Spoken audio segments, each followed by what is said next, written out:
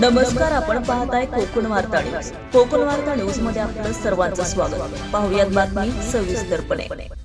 भिवंडी तालुक्यातील कल्लेर येथील जय माता दी कंपाऊंडमध्ये काल रात्री उशिरा मोठी दुर्घटना घडली. रात्री 11:30च्या सुमारास याबाबत ब्रश उत्पादक करणाऱ्या कंपनीला अचानक भीषण आग लागली. आगीमुळे परिसरात घबराट पसरली.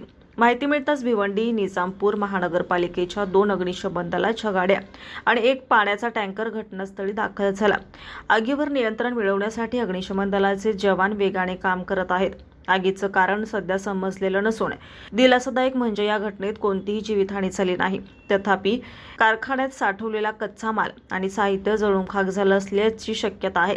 आग आटोक्यात आणण्याचे प्रयत्न सुरू आहेत. ब्युरो रिपोर्ट सचिन पवार, कोकण वार्ता न्यूज, रायगड. ताज्या बातम्या आणि नवनवीन घडामोडी पाहण्यासाठी आजच आमच्या कोकण वार्ता न्यूज चॅनलला लाईक करा, सबस्क्राईब करा आणि बेल आयकॉन प्रेस करा आणि पाहत रहा कोकण वार्ता न्यूज.